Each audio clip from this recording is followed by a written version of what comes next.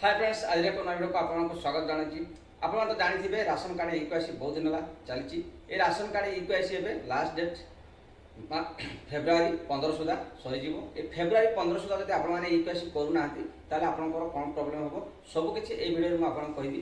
जदि आपण माने इक्वेसी करि नांती बाहर राज्य रहउछंती बा आपण माने कोनसी कारण जो इक्वेसी करि पाइ नांती ताले आपनकर राशन कार्ड कटिबो कि नाही बा आपनकर राशन कार्ड आपनकर नामटी हटि जीवो कि आ को मान को राशन कार्ड नाम हटिबो आ को माने सरेंडर करिया पड़िबो सब किछि ए वीडियो में आपन कहबी। ता पूर्व आपन माने हम चैनल सब्सक्राइब कर पाखो ते बेल आइकन ऑल ऑन कर रखु।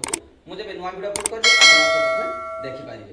देखो तो फ्रेंड्स, जो माने एपर्यंत राशन कार्ड इक्वेसी करि नांती सेमानकर राशन कार्ड नामटी कटि जीवो। केमिति जदि आपन माने ए फेब्रुआरी 15 सुधा जदि आपन माने राशन कार्ड इक्वेसी करू नांती ताले आपनकर नामटी निश्चित भाबे कटि जीवो। सरकार एठी कहि साचंती जदि आपण माने एपर्यंत इक्वेसी करनांती ताले जल्दी जाई कि आपण माने इक्वेसी करि नियंतु। आ जो मानकर गवर्नमेंट सर्विस सेमान जदि इक्वेसी करि नांती सेमानकर नामटी कटिबो। सेमान जदि इक्वेसी करू नांती बा जणो नांती सरकार को सेमाने गवर्नमेंट सर्विस करचंती कि सेमान पाखरे राशन कार्ड अछि ताहाले भी सेमानकर राशन कार्ड नामटी कटि जीवो बा राशन कार्ड कटि जीवो। आ जो मानकर परिवार रे गवर्नमेंट सर्विस अच्छी गवर्नमेंट सर्विस कर राशन कार्ड नाम कटिबो बा सेमानकर राशन कार्ड बंद हो परिवार जति जन थे कटिज माने गोटे परिवार जब जड़े राशन कार्ड रे नाम अच्छे और भितर जड़े गवर्नमेंट सर्विस कर इनकम टैक्स भरुची ताले गोटे परिवार जदि जड़े गवर्नमेंट सर्विस कर निश्चित भाव से राशन कार्ड कटिज जदि एपर्यंत आप राशन कार्ड इक्वेसी करना आप जल्दी जाइए इक्वेसी करनियंतु। एबे लास्ट डेट 15 सुधा अच्छी फेब्रुआरी 15 सुधा आपण माने आराम से इक्वेसी करि पारिबे ताले आपनकर राशन कार्ड नामटी कटिबनी। प्रथम आपण माने ए वीडियोटी देखिनंतु सरकार कोन कहचंती कोमान का राशन कार्ड कटि जिवो आ केबे लास्ट डेट सब किछि ए वीडियो आपण डाउट क्लियर हो जिवो। आपण प्रथम ए वीडियोटी को देखिनियंतु। कटिबो 37 लाख राशन कार्ड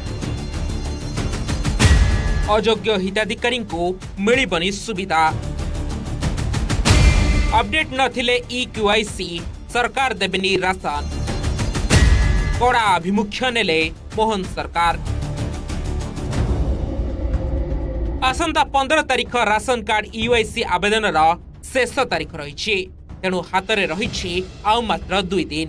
जदि यही समय सीमा भितर हिताधिकारी इक्यूआईसी आवेदन न करती तेबे सेमाने सरकार राशन सुविधार वंचित रहिबे।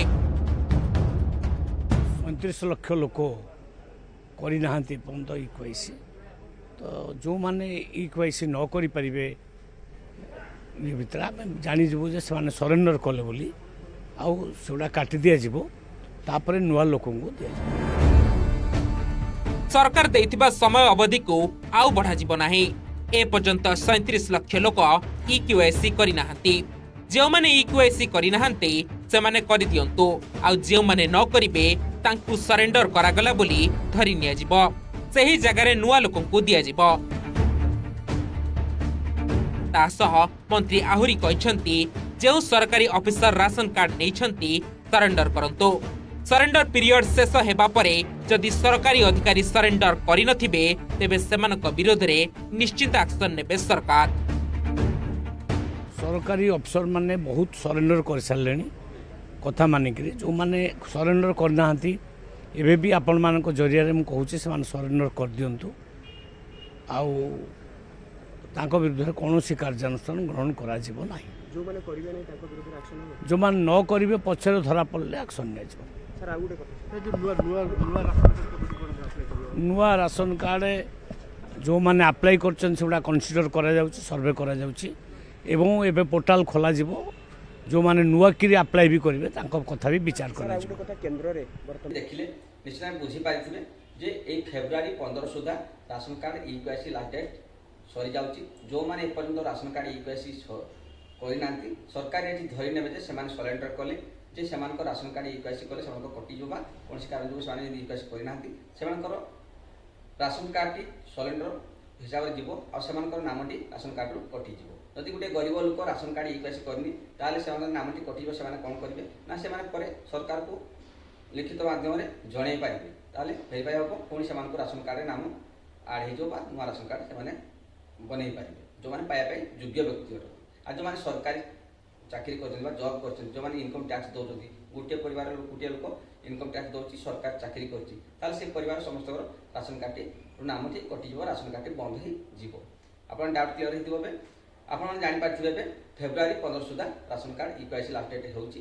ଆପଣମାନେ ଯଦି ରାସନ କାର୍ଡ଼ ଇକ୍ୱାଇସି କରୁନାହାନ୍ତି ତାହେଲେ ଆପଣଙ୍କର ରାସନ କାର୍ଡ଼ ନାମ କଟିଯିବ, ଆପଣଙ୍କୁ ଚାଉଳ ବା ଆପଣଙ୍କୁ ମାଣ୍ଡିଆ ଏ କୌଣସି ଜିନିଷ ସେଟା ସରକାରୀ ସୁବିଧା ଗୁଡ଼ିକ ଆପଣଙ୍କୁ ମିଳିବ ନାହିଁ।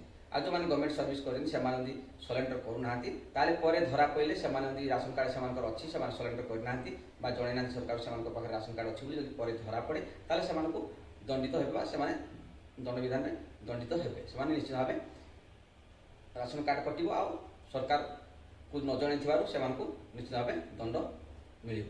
ସେଥିପାଇଁ ଯେଉଁମାନେ ଗରିବ ବ୍ୟକ୍ତି ଅଟନ୍ତି ସେମାନେ ଜଲ୍ଦି ଯାଇକରି 15 ସୁଦ୍ଧା ରାସନ କାର୍ଡ଼ ଇକ୍ୱାଇସି କରିନିଅନ୍ତୁ। ଆପଣଙ୍କୁ এই ଭିଡ଼ିଓରେ ଏତିକି ମୋର ଜଣାଇବାର ଥିଲା ଯେ ରାସନ କାର୍ଡ଼ ଇକ୍ୱାଇସି ଲାଷ୍ଟ ଡେଟ୍ 15। ନିଶ୍ଚିତ ଭାବେ ଆଗରୁ ବହୁତ ଥର ସରକାର ବଢ଼େଇଥିଲେ ରାସନ କାର୍ଡ଼ ଅବଧି, ଯେଉଁମାନେ ରାସନ କାର୍ଡ଼ ଇକ୍ୱାଇସି କରିଥିଲେ ବହୁତ ଥର ଏହାକୁ ଆଗକୁ ଦିଆହେଇଥିଲା। ଏବେ ଲାଷ୍ଟ ହେଇଯାଇଛି, ସରକାର ଏଠି କହିଛନ୍ତି ଯେ 15 ସୁଦ୍ଧା ଆପଣମାନେ ଇକ୍ୱାଇସି କରିପାରିବେ। ଏଇ ଫେବୃଆରୀ 15 ସୁଦ୍ଧା ଯଦି ନ କରୁଛନ୍ତି ତାହେଲେ ଆପଣଙ୍କର ନିଶ୍ଚିତ ଭାବେ ରାସନ କାର୍ଡ଼ ନାମଟି କଟିଯିବ ବା ରାସନ କାର୍ଡ଼ଟି ବନ୍ଦ ହେଇଯିବ। ଥ୍ୟାଙ୍କ ୟୁ ଫ୍ରେଣ୍ଡସ୍, ପୁଣି ଦେଖା ହେବ ଆଗାମୀ ଏକ ନୂଆ ଭିଡ଼ିଓରେ। ଜୟ ଜଗନ୍ନାଥ।